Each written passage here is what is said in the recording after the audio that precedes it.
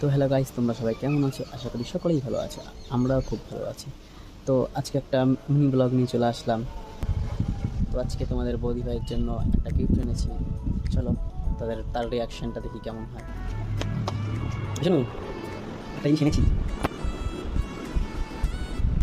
দেখবি? একটা গিফট এনেছি। হ্যাঁ, হুম, এনেছি।